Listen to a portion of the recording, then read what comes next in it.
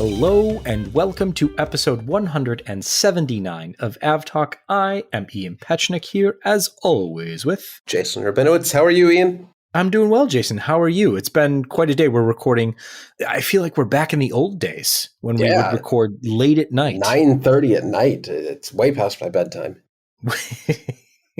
I've usually been asleep for hours by now. Yeah. Instead, I'm here at the beautiful Dulles Airport Marriott. When I think of beautiful, I think of the Dulles Airport Yeah, Marriott. I only got lost twice in the hallways so far today, so I'm doing okay. Does that happen often to you when you're in a hotel? In this particular hotel, have you ever seen The Shining? Yeah. It's pretty much that hotel. It's quite confusing. All right, then. Yeah, a little less elevators full of blood, though. So that was going to be my next question, obviously. Not yet. I haven't come across that yet, but it's always possible in this place. There are crazy men with an axe running around. But that's good to know. Yeah. We were talking before you got on your flight this morning about how many people were you going to be on your flight. I think as of yesterday, it was 8. Did that number eventually rise to a decent number of people on the flight, or did it go out with 8? So yeah, this was actually my first time on one of United's CRJ 550s, which if you've never heard of before, that's okay. It's not a real aircraft. It's actually just a CRJ 700 wearing a different hat that says United Express on it. But yeah, leading up to it, United kind of squats on its slots at LaGuardia and operates a ridiculous number of flights to Dulles, which is great for me because I sometimes need to go to Dulles. But there's like 7 or 8 or maybe even 9 flights per day, most of which don't need to exist. But up until the day before my flight, there were like 5 passengers on the seat map for the entire flight. But one of the earlier flights in the day canceled due to weather the day prior. So I guess they rolled a bunch of those passengers over to later flights. And my 50-seat airplane probably went out with maybe 25 passengers on it. So not bad, but being on a flight with 5 people would have been a bit more fun. Yeah. But the thing about that is with the small aircraft, you always end up dealing with weight and balance issues. Sometimes that works out for you and they move everybody up and you get basically a free upgrade because you contain mass. Congratulations. Was there anybody moving around the cabin or was it just Indeed there was, yeah. So I intend on reviewing these flights actually. So I paid for an upgrade to Economy Plus, which was like something stupidly high, like $45 on this 40-minute flight. So it's like $1 a minute. But I wanted the upgrade to get that very extra legroom row. And sure enough, one of my coworkers who was on the flight with me was down in the back of Economy and due to weight and balance ended up in the seat right next to me in Economy Plus. So she got a free upgrade. I got a seatmate out of it. But very interesting that they did have to move. I think they filled up the Economy Plus cabin, actually, because there were just too many people down in the back of the aircraft. I guess that makes sense. Yeah, it was fun. It was my first time on a CRJ 550 since the media preview of the aircraft. It feels like an eternity ago, but back in 2019, I think. It's a very interesting ride, very comfortable up in row 7 in Economy Plus where I was, because that's right behind the luggage storage lockers, I guess you would call them, which is an interesting to even thing to have on a regional jet. But it's very comfortable. Everything was great. Couldn't have asked for a better travel day. We pushed back from LaGuardia early. We took off. We landed half an hour early. Everything was really ideal today. So I'm gearing up for punishment on the return flight home. If you want to check out a video review of the CRJ 550, we've got one of those up on our YouTube channel. Our colleague Gabriel Leigh took a CRJ 550 flight. I can't remember exactly where it was. Out of Chicago, I believe. Maybe up to Detroit. But anyway, he took the CRJ 550 and reviewed that aircraft in video format. So if you want to check that out, we'll put a link in the show notes. And then once Jason's review is up, we can add that to the show notes later on. Yeah, fun little aircraft operated by GoJet, by the way, who operate an excellent flight. I hate the fact that it has to exist because the only reason the 550 exists is to get around scope clause issues. So they're actually just running like a 76-person aircraft with 50 seats on board, which is really not great from a whole host of perspectives, but sure is comfy. Yeah, it wins on the passenger experience side and loses pretty much everywhere else. Yep. So speaking of passenger experience, next week I will be subjecting myself to what is probably not going to be a very good passenger experience, but I think I'm doing it for all the right reasons. But before we get too far into the show, I do want to mention that we were supposed to have Mike from Flying in Life on this week. He is an airline dispatcher for one of the major US carriers. We've talked about a lot this summer, how it's been very busy, how pilots, flight attendants, airline personnel have been stretched thin, and how their schedules have been very compressed and extended and shaped this way and that. As it would turn out, we got bit by that, and Mike was unavailable to chat with us this week. But thank you so much to everyone who sent in questions. A few of them were extremely detailed, multi-part questions that we will certainly be talking about and discussing in depth. All the questions we got were very good ones. And so we're going to take all that. We're going to talk with Mike in a future episode, probably in a couple weeks, once I'm back from traveling and we can find a time that works. So stay tuned for that. But unfortunately, that won't be part of our conversation this week. So back to my harebrained scheme. You're underselling it already. Yeah. So I'll go with the headline first. Next week, I will be participating in a parabolic flight campaign with the German Aerospace Center, the DLR, and Novaspace, which operates the parabolic flight A310 out of Bordeaux. Nah, not at all jealous over here. Nope. Traveling to Bordeaux. I'm rubbing my hands together in anticipation. This is one of the things that super looking forward to, and a lot of good podcast content, video content, social content, all that fun stuff. So next week, you'll definitely want to be following along on that to come along for the ride, and then we'll talk about it afterwards as well. So that flight is going to be on Tuesday. On Saturday, I begin the journey from Chicago to Bordeaux. So we've talked about how ticket prices have just been bonkers, how schedules have just been so out of whack. And so I was trying to find a way to make this work, trying to find a way to make this all work, to get from Chicago to Bordeaux and back. And Air France wanted well over $2,000 for a Chicago, Paris, Bordeaux round trip. There were other options that were slightly less expensive, $1,800. I think I needed to connect into Detroit and then Paris, then Bordeaux, and all sorts of good fun stuff. So what I finally settled on was, why not book 2 sets of flights? So I'm flying Chicago, New York to Stockholm. And then I'm going to fly from Stockholm to Paris, down to Bordeaux. So all 4 of those flights right in a row, from 2:30 in the afternoon on Saturday, arrive in Chicago, arriving on Sunday evening at 7 p.m. in Bordeaux. Yep, all of that checks out. That's a good plan. Nothing could go wrong. You'll get there and you're going to feel great. Jason, this is why I truly appreciate your confidence. Yeah, it's going to be great. You know what? In reality, I have somehow gone the entirety of the summer of hell that is travel in 2022 without so much as a flight delay. So I bestow that capability upon you for your travels. Sure hope so. Please give it back to me when you return to Chicago. I will do so. It's going to be fun. And then on the way back, I'll be stopping in Stockholm and visiting the Flight Radar 24 office and seeing some colleagues and all that good fun stuff. So it's all hopefully going to work out. But the highlight is certainly the Tuesday flight on the Novaspace A310. So I'm really looking forward to that. We're going to talk a lot more about that next week. We're going to have interviews with the flight operations managers. We're going to have interviews with the pilots of the aircraft. I really want to know about that, because the aircraft itself is a normal A310, but it's flown in a very, very special way. So I'm really excited to talk to the pilots and learn more about how all that works, and to see what it's like to fly in parabolas and feel very, very heavy gravity, 3Gs on the upswing, and then microgravity on the downswing, I guess is what you could call it. Yeah, and here I am raving about my, CRJ flight, which is pretty great. And it was pretty bumpy. It was nice, but I think you got me beat on this one. So I'm in the back of the bus the entire way in basic economy.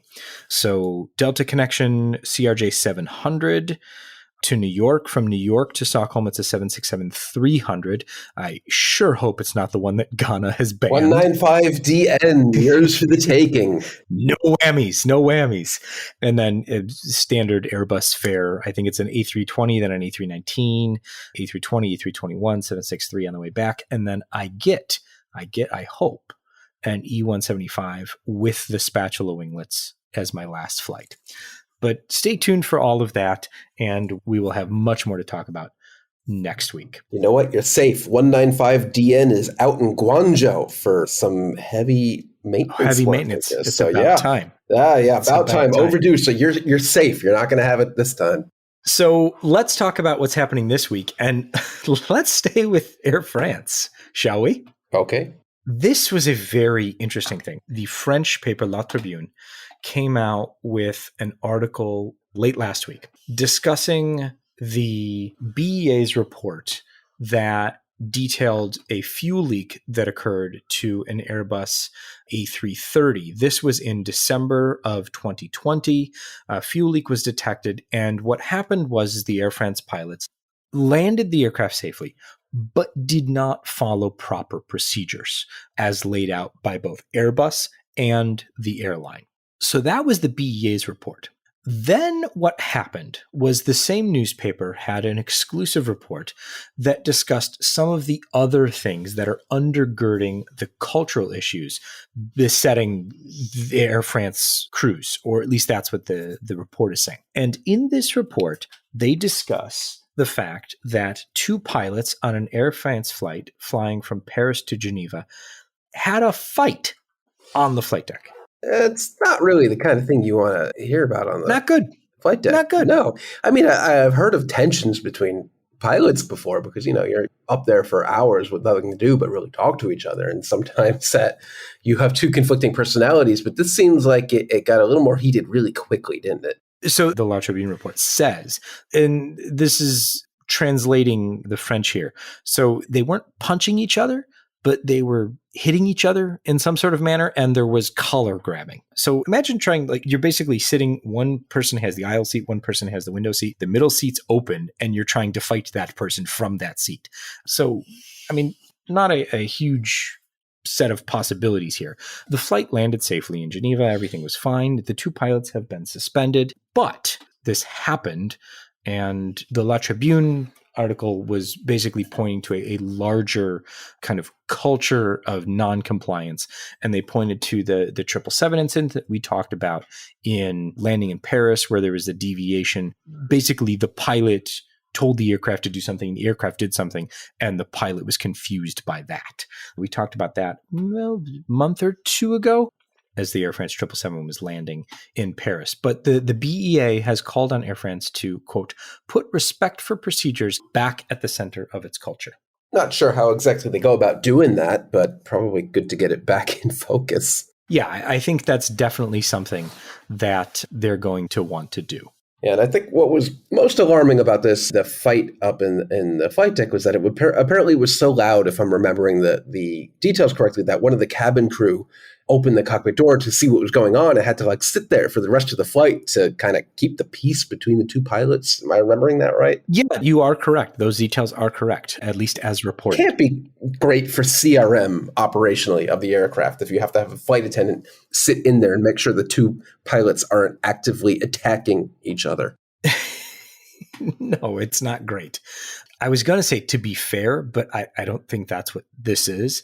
Just as a point of reference, this is not the only fight that has ever occurred on the flight deck. There have been other instances of pilots going beyond arguments and coming to blows. So the French fisticuffs are not the only incident, but they are, I guess, the latest incident.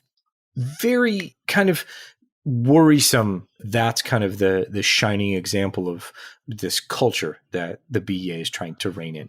The BEA being the French accident investigation body. So we'd rather not have them be investigating fights on the flight deck. Can French fisticuffs be the podcast episode name? I mean, I had planned that from the go. Yes, perfect. Absolutely. Okay. Had to get that out there. Yes, absolutely. Let's talk about a bunch of aircraft orders because that is what we have this week. Should we start with China Airlines and their order for 787s? Yeah, I think you said it. You spilled the beans, but China Airlines ordered 16 787-9s to replace their well-aged A330s. If I'm reading our notes right, it's 16 firm plus 8 options with conversion rights for the 787-10, which is interesting. The replacements for the A330s are 23 in the fleet, and deliveries begin in 2025. So they kind of snuck that in relatively soon, I guess. It's only about a year and a half from now. Yeah, I was interested to see if they're going to take any of the NTUs to get into that 2025 delivery slot, or if Boeing is really just able to crank them out that fast now for them to be able to take on their order book. But it'll be interesting to see. Speaking of NTU 787s, there was quite a notable delivery of an NTU 787 this week, wasn't there? There sure was. And first ordered. To? So we'll get there because I lost my. You want to talk about the history first? Okay. Yeah, of course. I love history. Okay, tell us about the history. First ordered by Hainan in their order for like 962,000 787s. But I don't think it ever got painted in Hainan colors, right? Or at least I haven't seen a picture of it in Hainan color. If that one got painted, I never saw a picture of it. But it then went assigned over to Vistara, and they didn't want it. But it did get full Vistara livery. It did get full Vistara livery, and then got stored in the desert, and then it got pulled out of the desert, and then Lufthansa said, we'll take it. Okay. And Boeing said, okay. And so this week, Lufthansa took delivery of their first of 32 Boeing 787-9s. This is, I think it's the first of 3 of the NTU fleet. So Lufthansa's 787s are going to be a weird combination, at least until Lufthansa decides to refit the cabins on these particular aircraft, of not Lufthansa. I hope they don't class. Because it's significantly better than Lufthansa business class. It's the original Hainan cabin, I believe, which is better in every way than Lufthansa's sad old business class that they swear there's going to be a new one coming on the 777X in 2019 or whatever. That didn't happen. Yeah, that didn't happen. No. So these have the original interiors, not Lufthansa designed interiors. And then there will be the second batch of deliveries. The bulk of the deliveries will include Lufthansa's designed business class or chosen business class. So that'll be a fun. Yeah, this is obviously a huge relief for Boeing. It's the second airline now that they've been able to get a 787 out to, following American last week or whatever the week before, finally resuming delivery of 787. So this is a nice landmark for Boeing. Lufthansa made a big deal about getting this aircraft. This is a big deal for them, less so for American, who is just another entry into the fleet of a fleet type they already have. But it's an entirely new aircraft type for Lufthansa, an airline famous for flying everything. I mean, pretty much, yeah. And for being, if not the launch customer, then certainly one of the first to take a variety of aircraft types. So good for them. I hope to see it in service soon, and off we go. Who else is taking Boeing aircraft, Jason? Because I honestly forgot they were an airline. Yeah, Air Europa, which still exists, I'm told. They haven't been gobbled up by IAG or whomever. I think it was IAG pre-COVID, and that deal fell apart during COVID. But Air Europa had ordered 5 Boeing 787-9s and 10 Boeing 737 MAX 8 aircraft, and those deliveries will begin in 2024 through 2026. So good for Air Europa, who, again, I'm told, is still an airline. We'll triple check that information just to be sure, and put confirmation in the show notes. And on the reverse, Thai Airways finally, I think they were trying to get rid of these aircraft for a decade. They have finally sold off their fleet of A340-600s and an A340, one A340-500. I think it was a VIP aircraft, right? Well, they had previously had another A340-500, and that was taken up by the Thai Air Force as a VIP aircraft. So this is the other one that they finally got rid of. Swirling rumors indicate that our friend John Walton has purchased them. We've been unable to confirm those at this time. But if he has, he's a very happy man. Yeah, that's an inside joke that literally tens of you are going to get. But That's okay. yeah, Thai Airways has been ridiculed for a long time of having a fleet of aircraft that made absolutely no sense and leases that were astronomically high payment wise. So it's good to see the airline finally being able to offload some aircraft that had no right flying in the first place. But I see in our show notes here that it says still some A380s available. So I guess they didn't sell everything off. They did not sell everything off. So if you're in the market for some A380s, that would probably need either a very, very strong tug or a whole lot of maintenance to get back in the air. They could be yours for a decent price. I believe the A340s went as a package deal. We don't know who bought them at this point yet, but they went for a whole package deal for about $10 million, which was more than they're worth, which is interesting. Indications are that they're probably going to be scrapped, right? That they were bought by a scrapper and that's that. But we don't know that for sure. Yeah, we don't have confirmation on that. So it'll be interesting to see what actually happens to these aircraft. But I can't imagine any airline. Oh, I can imagine. I can think of a country that is in dire need of functional aircraft. Well, okay. They're going to end up in Russia, aren't they? I mean, that would be very interesting to me on a variety of levels. Is it going to be like the Iranian method of delivering aircraft where, oh no, they squawk 7700 and they have to land in Iran and then they become an Iranian aircraft? Is that how we're going to start seeing aircraft delivered to Russia now? Or we could see them delivered to Iran because Iran does have airlines operating the A340-600. We should set some alerts for these aircraft and see where they end up. Yeah, if they ever fly again. That's true. Just because someone bought them doesn't mean they're going to fly. Exactly. I think Jason probably going down the right path on this one. Speaking of things that are still very much up in the air as far as the details, this week, our good friend John Oster over at the Air Current broke this story, probably much to the chagrin of the folks over at United and Emirates, because it doesn't sound like they wanted to tell anybody quite yet. No, but they leaned into it. But they did. So officially on the 14th of September, United and Emirates are announcing something. According to John's reporting, that something is going to be an expansive code share agreement between the two airlines. What makes this very interesting is the fact that a long, long time ago in a galaxy far, far away, United and Emirates were cooperating on perhaps not the same level that they're going to cooperate now, but did have an agreement in place previously. Then over the past, shall we say, almost decade? Yeah, give or take. And we've talked about this on the podcast probably pretty near the beginning of the show back in 2017. So A, we've been doing this a while. Good job, us. Yeah. B, this has been going on a while. Good job, them. Where United, American, and Delta were basically fighting Emirates, Etihad, and they Qatar. took our jobs, basically, was the whole argument. Right. And now American Airlines has had tie-up with Qatar Airways. Well, Qatar joined oneworld in that time. Right. And that was big enough in its own right. And now it sounds like Qatar and American are headed towards a deeper integration. I mean, American literally flies to Qatar now from JFK. Yes. So things have been patched up quite well there. Yeah. So we'll see what happens as far as the United and Emirates deal goes.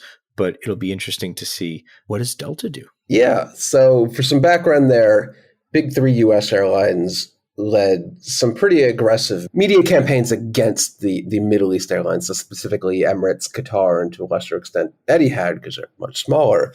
But Delta was really leading that charge in calling out the Middle Eastern airlines as basically state-sponsored, state-subsidized airlines that are going to run the US 3 out of business somehow, and Delta won't be able to compete to flights to India or some such nonsense. And time has proven that to be false, to not be true. There is absolutely no impact, realistically speaking, to the US airlines.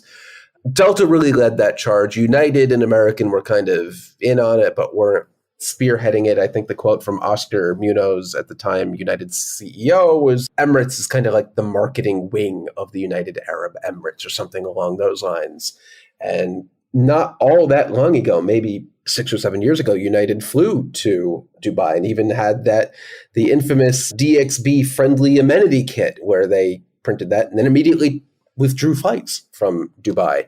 But things seem to be on the mend, and supposedly a code share, maybe something deeper, maybe something a lot more boring, but they are announcing those details in 2 weeks from today. So we'll see. But it may just be an insignificant code share, but it's pretty significant that it really feels like cooler heads have prevailed and these airlines will work together rather than go at each other's throats about some such nonsense about job losses that really didn't exist. Yeah, I mean, if nothing else, it shows that the airlines are moving on. Whatever that was Is over. Now we turn to something that is maybe moving towards resolution, but if history is any indication, it's just another chapter in a very, very long saga. I, of course, refer to the airline that will not die. It now, of course, goes by another name. Instead of Alitalia, it goes by ITA Airways. This week, Italy's Ministry of Finance said that they are moving forward with their plan to sell the carrier, because remember, the state owns the carrier at the moment. They are planning to sell ITA, which used to be Alitalia, but is now a new airline, but not quite a new airline yet, into an investor group that includes Soteris, Air France KLM, and Delta. They are beating out Lufthansa, which said that it was interested in it, which led to a whole idea of, which airline won't Lufthansa own by the end of the decade. It turns out that the Italian ministry decided that Lufthansa is not going to own ITA, and they're moving forward in exclusive talks with the Soteris fronted investment fund. All that said, it could be for naught because there are general elections coming up in Italy, and the leading candidate, who may take over the premiership, basically says, no, this is a bad idea and we're not going to do it. So we could be back to square one in a couple months. So it'll be very interesting to see what happens. Yeah, you're going to have to keep your eye on this one for me. Let me know how it shakes out. I think we're going to be shaking for a very long time. I don't foresee any resolution to this in the next few months, maybe even in the next year. It seems like this is going to be a very hot potato that no one wants to touch. So I think we'll see this being kicked down the road over and over and over again. Well, this new version of Alitalia has lasted longer than I think most people thought it would, so that's not nothing. I don't think it's going anywhere. I think it'll still be there, and the Italian government will still be dealing with whatever it makes of this mess. But it'll be interesting to see how much the political situation affects what happens to the airline, basically how deep the government wants to dig its heels in. Let's close out the show with some unfortunate news and some really great news.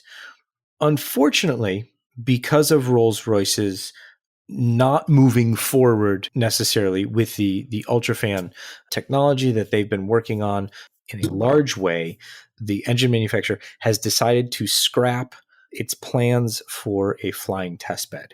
A former Qantas 747 had been acquired. It had been at the airport in Moses Lake, ready for conversion into a flying testbed. It will now unfortunately be scrapped because Rolls-Royce has decided against turning it into a testbed.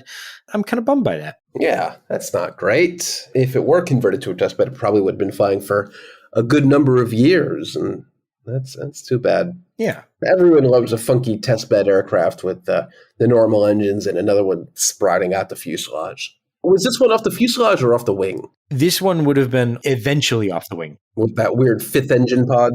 Either fifth engine pod or like the replacement fourth engine. Right. To work its way through. But it won't be this time around. So who knows what? That'll be interesting. I mean, because when you think about it, the whole idea of like the engine testbed is you have an aircraft that can, carry these large engines, but also has enough redundancy that when you're testing these things, you can do a lot with it. So the 747 makes a particularly good platform for that. So I wonder if we'll ever see like a 747-8 flying testbed eventually, when we're 3-4 generations from now, when the 747-8 is basically coming into retirement and new engines are still being developed. I wonder what we'll see then. I don't know, but we're confident we're still going to see an A380 test bed with the hydrogen test Airbus is going to do in the future. So we got that coming. Yeah, and that'll be a few years down the road. And then who knows what comes after that. So I never really thought about like what aircraft you would need for testing all of these new engine types that are being developed. It's got to get increasingly difficult as the aircraft progresses in generations, because the 747-400 is by no means a digital aircraft. It's still a very analog mechanical aircraft. If you're moving over to the Dash 8, that thing is much more computerized, much more electronic driven. I'd have to imagine changing out the engine for something you're doing on a test bed is probably a lot more difficult a new generation aircraft. So I'm sure they could figure it out, but it's probably not as simple as what it would be on a 400. I'd have to imagine, but have no bearing on reality if that's true. But it just feels like the kind of thing that's probably true. I guess what we're saying is, long story short, the 2-3 generations from now, some sort of hybrid hydrogen electric engine will be flying on some, former KC-135. Yeah, that sounds right. Let's close out the show with a big congratulations to Mac Rutherford. He is the Belgian-British young man who flew around the world, becoming the youngest person to fly solo around the world in a small aircraft. Mac completed the journey, landing back in Sofia, Bulgaria, after 5 months and 52 countries. He's not alone in his family for holding some world records. His older sister, Zara, is the youngest woman to have ever flown solo around the world. So breaking world records runs in the family. That's awesome. And so he completed that last week. And so his journey was complicated by the fact that Russia invaded Ukraine and the country became closed off and he couldn't fly through Russia. And so he basically spent a lot of time on the ground in the middle of his flight trying to figure out how to continue without flying through Russia. And as it turns out, Japan came through and allowed him to fly through Japan. And that's what made the around the world journey possible. One of the things that he mentioned as part of the journey is he spent a night on an uninhabited island in a shack next to this runway out in the Aleutian Islands in Alaska. And I mean, I like going out into the woods and spending time by myself and camping and things like that. I'm not sure about flying around the world by myself and camping on an uninhabited island where the other inhabitants could possibly be bears. Could, and probably are bears. There's not much else out there, is there? So yeah, but he made it. And who knows what they're up to next, but a brother and sister holding very similar world records, making it all the way around the world. So congratulations to Mac and his sister Zara on their accomplishments. And we'll put a link to the show notes to more information about his journey in the show notes, because it's a really cool and inspiring story. Awesome. Were we able to track much of his journey? Yeah. We'll put a link to that for sure. And you can see some of the flights, some very interesting flights based on, because the aircraft is a light, small aircraft, where he was flying, how fast and how high. Some very, very cool stuff. This has been, I guess, a special episode because we had to think very much on our feet, thanks to the airline industry. But we will talk with Mike in a future episode, probably in a few weeks' time. Next week, we'll have what I hope will be a very special episode, the beginnings of some of the interviews that I'll hopefully get to accomplish and cut together by next week in Bordeaux, talking with the folks at Novaspace about how they operate their A310, some of the folks at the German Aerospace Center, the DLR, who are conducting these parabolic flight campaigns to test microgravity experiments, some of which will go on to fly in the International Space Station, some of which will go on to inform how astronauts are training and things like that. So some very cool stuff coming up in the next couple of weeks on this podcast. So if you're not already subscribed, may I humbly suggest you do so. I think it's a great idea. I think the podcast is worth subscribing to, and it saves you from having to go search out the podcast and click the download button. And to me, that's just almost a step too far. So save yourself a click. subscribe to the podcast, and then it's automatically downloaded every time we release a new episode. And you don't have to do anything other than click play and start listening. Yep. It's right up Jason's alley. Yep. One day laziness is the key. I'm going to get my dad's phone set up to do that so he doesn't have to go hunting the URL every week. Oh, boy. And if you enjoy hearing the podcast, if you enjoy listening to the podcast, if you are learning something, if you're just entertained, if it's a combination of both, great. Leave us a rating or review wherever you listen to your podcasts. It really helps other people find the show, and it helps us keep doing what we're doing. And we love doing this, and we love getting together every week to put this show together. So thank you so much for listening. This has been episode 179 of AvTalk. I am Ian Petchnick, here as always with Jason Rabinowitz. Thanks for listening.